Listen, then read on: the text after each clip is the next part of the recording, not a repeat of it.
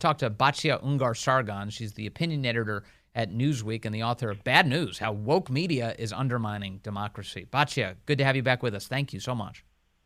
Thank you so much for having me, Vince. It's a pleasure to be here with you. What is happening here? It's also, in particular, the members of the so-called squad who seem to be the ones who are really, not taking up the obvious position here, which is to condemn terrorism.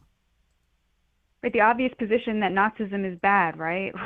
Yes. That pogroms are bad, right? I mean, we're really watching a pogrom. We watched a pogrom happen of, the type that we haven't seen since like the Kishinev massacre.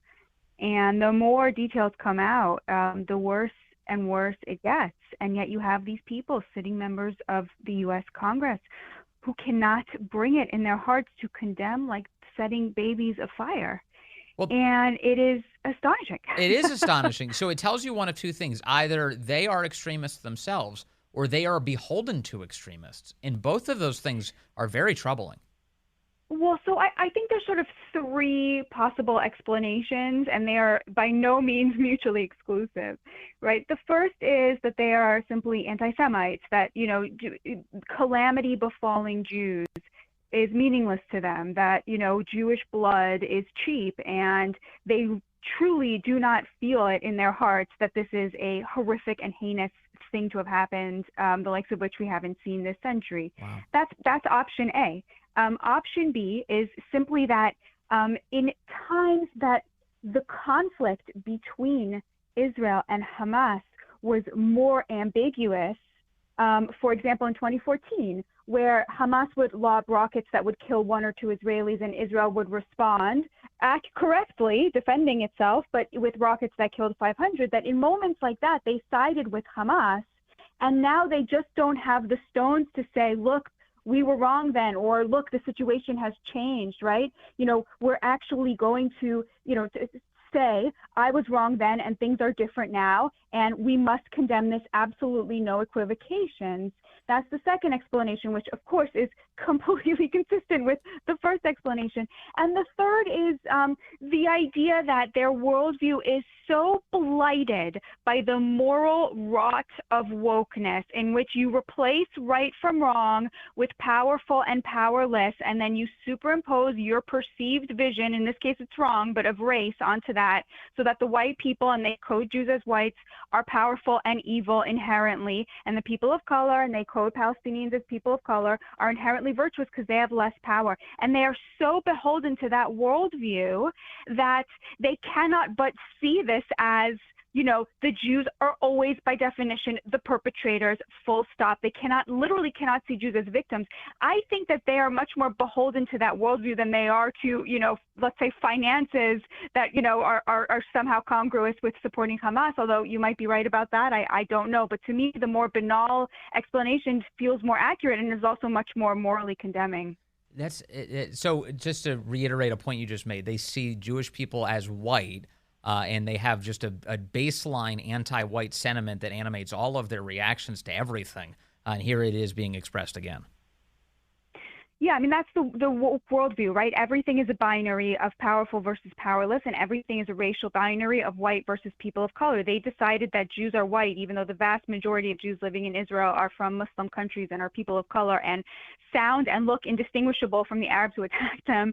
But they have coded the Jews as white and thus contiguous with white supremacy, and therefore they're always wrong. It's so crazy. So one of the things that I think is really on display this week is another feature of the left's incoherence on these subjects, which are like referring to people as colonizers and saying we need to decolonize and that people are occupiers.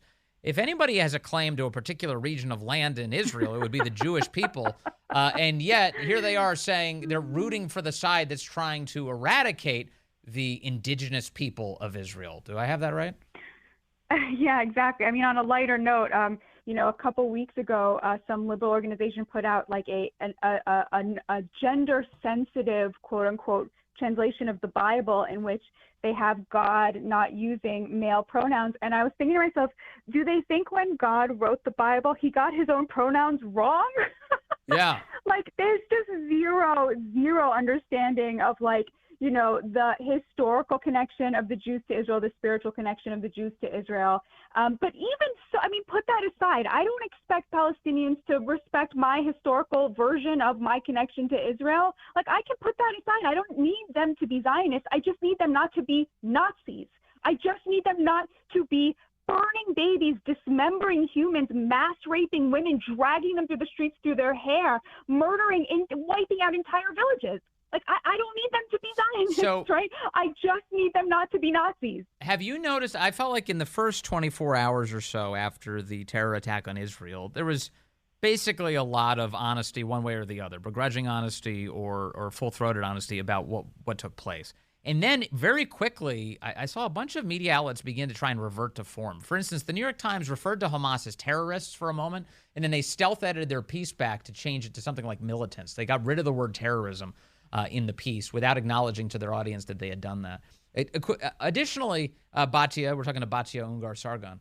I've seen a lot of kind of false equivalence that it seems to be showing up again in left-wing media, corporate media, where they're saying, well, the Israelis are committing these war crimes and they've been killing innocent civilians in Gaza, and we need to contextualize why there was a Gaza response, and on and on and on. Have you noticed that seems to be what's happening rather quickly, even in the face of this grotesque attack? Yes, Vince, but also I have noticed an unprecedented level of disgust and pushback by people who are on the left that I have never seen before. AOC is so under fire right now because she literally cannot bring herself to say we stand with Israel in this moment without stuttering. There's a video she just posted proudly of herself making this exact heinous moral equivalence you just described between the Nazi perpetrators of pogroms and the people trying to stop them and get their babies. Babies have been kidnapped. Get those babies home. Yes. Right? The disgusting moral equivalence. Let me play the audio. I've got AOC. This is her moments, just a little bit earlier today. Our responsibility is to the stability and the security of the region. That means being able to support, yes, Israel in its defensive capacities, right, in its ability in that context.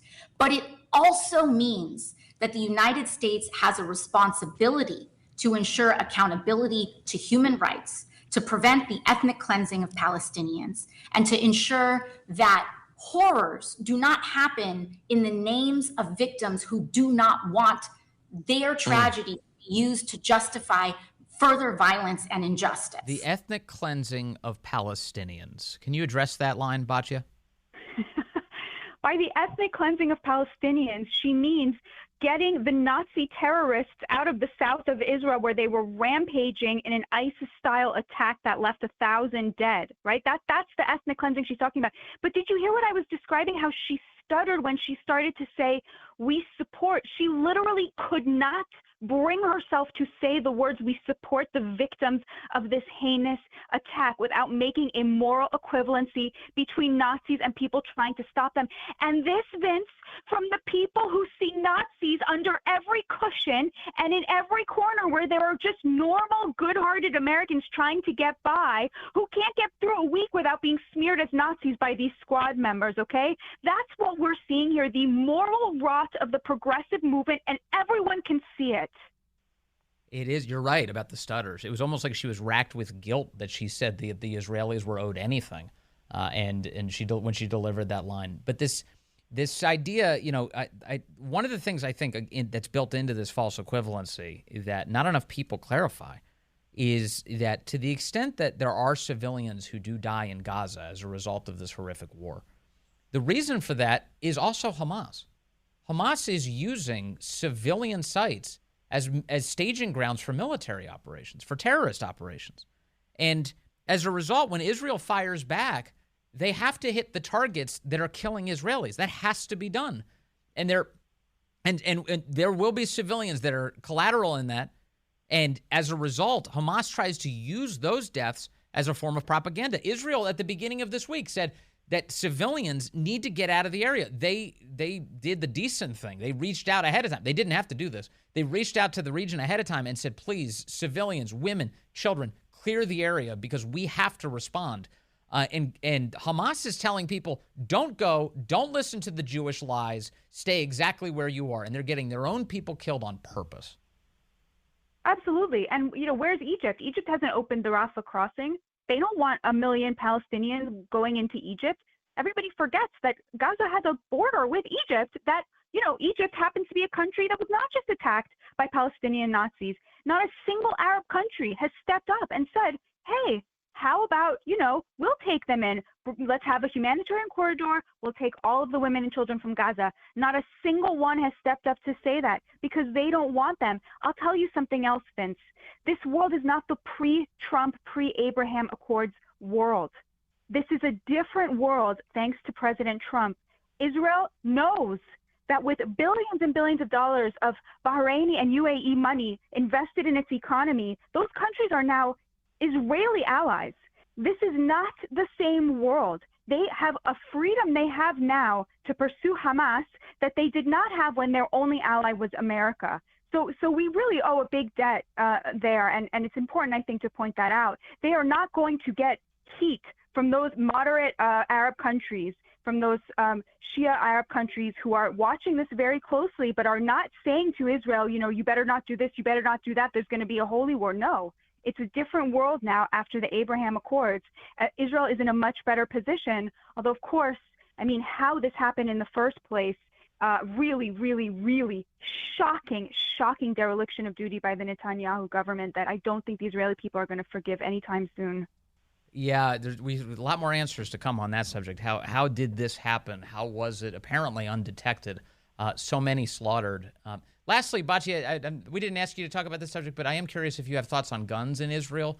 I've seen some reports that that guns are being handed out now to civilians for their protection against Hamas. It seems to me that guns would have been a difference maker. I think here in America we recognize that, but it's so tragic to see so many Israelis gunned down in cold blood without the means to defend themselves. I really hadn't. I haven't thought about that. It's I would okay. have to give that a little bit more thought. It's totally fine. That's one of the most honest answers anyone's ever given in one of these media interviews. So thank you, Batya. I appreciate it. I'm thinking about it for sure. I really wish they could have defended themselves. Thank you, Batya Ungar Sargon from NewsWeek. Good to talk to you today.